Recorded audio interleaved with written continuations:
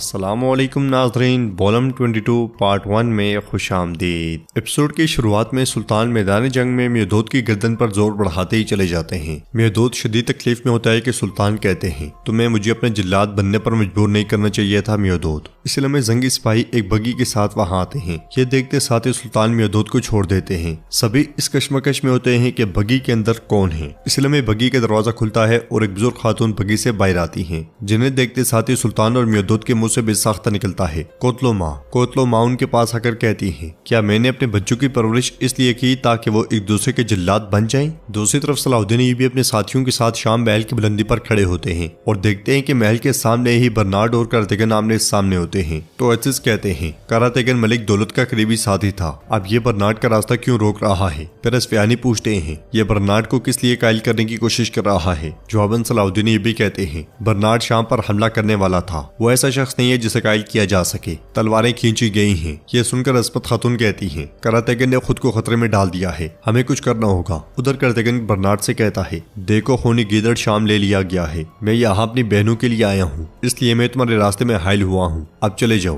ताकि हम एक दूसरे को बिला वजह कत्ल ना कर दें, तुम्हारे लेने के लिए यहाँ कुछ नहीं बचा। तो बर्नार्ड कहता है, बचा है करातेगन, बचा है, अगर तुम पीछे हट जाते तो मैं तुम्हारी बहनों को हाथ लगाने का इरादा कभी ना करता। बहरहाल अब मैं सबसे पहले तुम्हारा सर लूंगा और उसके बाद तुम्हारी बहनों का भी। मैं शाम की दीवारों पर तुम्हारा सर लटका दूंगा करातेगन। जवाबन करातेगन गुस्से से कहता है, मैं तुम्हारी खाल को फूलों से सजाकर शादी के तोहफे के तौर पर सुर्ख तितली को भेजूंगा, मैं उसे बेवा बना दूंगा, वो मेरी माल गनीमत बनेगी, मैं उसे तुमसे ले लूंगा। सिपाही से खबर सुनने के बाद अलबेज करातेगन से कहता है, जनाब सुल्तान नूरुद्दीन ने मलिक मियोदोद को शिकस्त दे दी है। यह सुनकर करातेगन कहता है, अच्छा तो आप चीते को देखो, वो नूरुद्दीन का शिकार हो गया। इसके साथ ही बर्नार्ड सिपाहियों से कहता है, अपनी तलवारें छोड़ दो। ये सुनते साथ ही उसके सिपाही तलवारें पीछे कर लेते हैं। उन्हें देखते हुए सलाहुद्दीन भी कहते हैं, हम जाएंगे और करातेगन की मदद करेंगे, चलो। ये कहते साथ ही वो जब आगे बढ़ते हैं तो अस्मत खातून कहती हैं, वो रुक गए हैं। मैदानी जंग में कोतलो माँ अपने बच्चों से कहती है, जब दुश्मन हर तरफ हो तो क्या कोतलो माँ के बच्चे एक दूसरे को मारेंगे? तुम्हारे बाबा मादुद्दीन जंगी ने क्या इसलिए तुम्हारी परवरिश की थी? इसका ठिकाना कब्र बन जाता,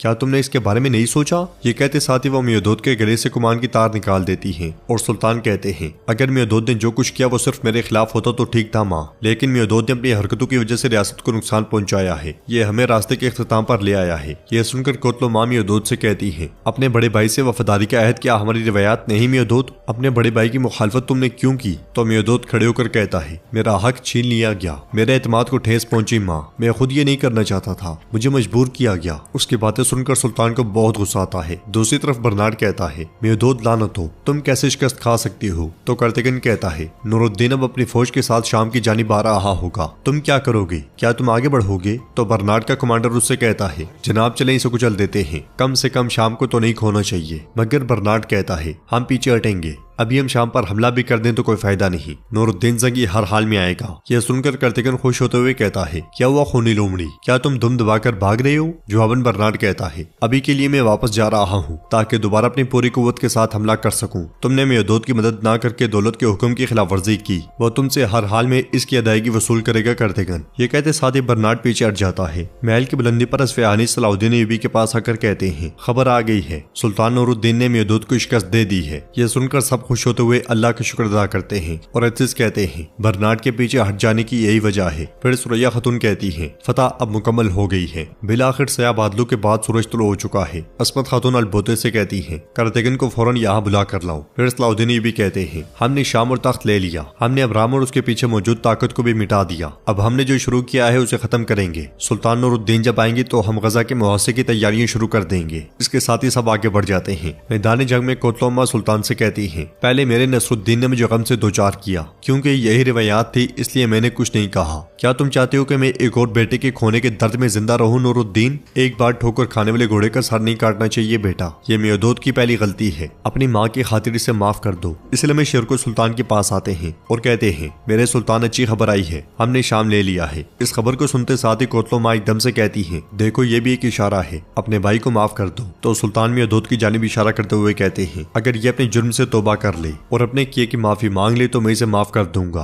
और ये इसलिए कि ये आपकी ख्वाहिश है माँ। मगर मियोदोद कहता है, मैंने ऐसा क्या जुर्म किया है जिसकी माफी मांगू? सिर्फ इसलिए कि मैंने आपसे अपना हक मांगा, मैं कभी आपसे माफी नहीं मांगूंगा। ये सुनकर कोतलो माँ मियोदोद से कहती है, इससे कोई फर्क नहीं पड़ता, वो तुमसे बड़ा है। मियोदोद तुमने गलती की है, तुम हमारी रिवायत के मुताबिक अपने भाई से मुंह नहीं मोड़ सकते, तुम माफी मांगोगी। ये सुनने के बाद मियोदोद सर झुकाते हुए सुल्तान से कहता है, मुझे उन तमाम गलतियों पर अफसोस है जो मैंने की थी। मेरे सुल्तान, मैं आपसे माफी चाहता हूँ। तो सुल्तान कहते हैं, अपनी माँ के हुक्म के मुताबिक मैं एक बार ठोकर खाने वाले घोड़े का सर कलम नहीं करूंगा, लेकिन मैं तुम्हारी फौज को अपनी कमान में ले रहा हूँ और फिलहाल के लिए तुम मौसल नहीं जाओगे मियोदोद। मेरे अगले हुक्म तक तुम अस्कलान में रहोगे और शहर से बाहर एक भी कदम नहीं निकालोगे। मलिक मियोदोद के पास सिर्फ उसकी हिफाजत के लिए फौजी होंगे। ये सुनकर मियोदोद कुछ कहने लगता है, मगर कोतलो माँ को गुस्से में देखकर खामोश हो जाता है। शाम में असमत खातून करजगन से गले मिलते हुए कहती है, तुमने कई बार मुझे मायूस किया, लेकिन आखिरकार तुमने एक बहादुर भेड़िए जैसा बर्ताव किया और आखिरकार अपनी तमाम गलतियों की तलाफी की। सलाउद्दीन ऐबी भी उससे कहते हैं, तुम ठीक वक्त पर पहुंचे करजगन, तुम्हारा शुक्रिया। तो करजगन कहता है, मैं इस बार गनीमत का मुतालबा नहीं करूंगा, ये मैंने अपनी बहनों के लिए किया है। ये सुनकर अलबोते कहती है, भाई आप दौलत के साथ थे, क्या दौलत आपसे इसका हिसाब नहीं लेगा? जवाबन करजगन कहता है, ये मेरी बहनों की जिंदगी के बारे में था,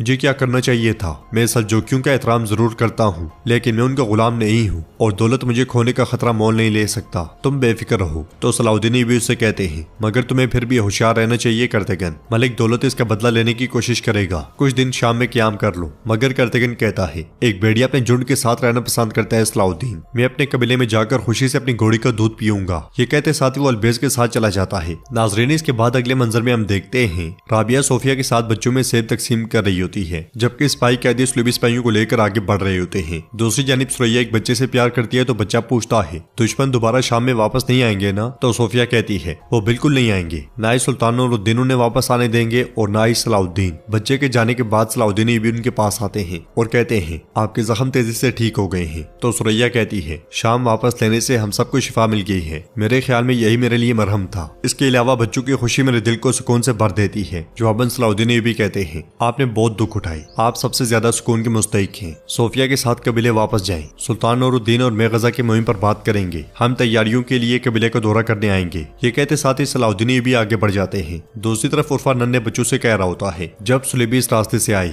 मैंने अपनी तलवार खींची और मैंने उनके सरों को उतार दिया। यह सुनकर सोफिया उसके पास आकर कहती है, उर्फा तुम्हें बच्चों को ऐसी कहानियां नहीं सुनानी चाहिए। तो उर्फा कहता है, क्यों? ये जब बड़े हो जाएंगे तो ये भी काफिरों का मुकाबला करेंगे, इन्हें सीखना चाहिए। फिर सोफिया बच्चों से कहती है, तुम जाकर खेलो बच्चों। ये सुनते साथ ही बच्चे चले जाते हैं। जंगल से बर्नार्ड सिपाहियों के साथ आगे बढ़ रहा होता है कि सामने से मियोदोद शदीद गुस्से में सिपाहियों के साथ उसका रास्ता रोक लेता है और कहता है, खूनी काफिर, मुझे तुम पर भरोसा नहीं करना चाहिए था, तुमने मुझे धोखा दिया और मैदान जंग में मुझे अकेला छोड़कर चले गए, तुमने मुझे मेरे भाई के सामने रुसवा कर दिया, मैं तुम्हारा सर काट दूंगा। ये कहते साथ ही मियोदोद बाला उसकी जानिब फेंकता है, मगर बर्नार्ड फुर्ती से एक तरफ हो जाता है और बाला सीधा सिपाही को जा लगता है। यह देखकर बर्नार्ड एकदम से घोड़े से उतरकर उसके पास आता है और पूछता है, तुम्हारे ख्याल में तुम क्या कर रहे हो मियोदोद? तो मियोदोद कहता है, मुझे पहले ही तुम पर भरोसा नहीं करना चाहिए था, मुझे तुमने धोखा दिया। जवाबन बर्नार्ड कहता है, मैंने नहीं, बल्कि तुम्हें धोखा दौलत ने दिया। मियोदोद पूछता है, इसका क्या मतलब हुआ? तो बर्नार्ड कहता है, हम जब मैदान जंग में थे तो सलाउद्दीन ने शाम पर हमला कर दिया, हमें मजबूरन मैदान जंग छोड़ना पड़ा, करातेगन ने मेरा रास्ता रोक लिया। यह सुनकर मियोदोद कहता है, करातेगन दौलत की इताअत करता है, इसके अलावा वो मेरा इत्तेहादी भी है। तो बर्नार्ड कहता है, अगर करातेगन तुम्हारी मदद के लिए आता तो तुम तख्त ले लेते और मैं शाम बचा लेता। मैंने दौलत को तुम्हारा इत्तेहादी बनाने के लिए सब कुछ किया, लेकिन तुम्हारा कोई ठोस मुआहिदा नहीं हो सका। यह सुनकर मियोदोद गुस्से से कहता है, हमने दौलत को उकाब समझा लेकिन वो कौवा निकला, हमने सोचा करातेगन भेड़िया है मगर वो गिद्दड़ निकला, मैं उनसे इसका हिसाब लूंगा, यह दौलत के पास जाने का वक्त है। ये कहते साथ ही मियोदोद चला जाता है और नाजरीन एपिसोड भी इख्तिताम पजीर होती है। अगर आपको वीडियो पसंद आई तो वीडियो को लाइक करें, चैनल को सब्सक्राइब करें और बेल आइकन पर लाजमी से क्लिक कर दें। इंशाल्लाह मिलते हैं नेक्स्ट वीडियो में, तब तक के लिए रखें अपना और अपनों का बहुत ज्यादा ख्याल। अल्लाह निगहबान।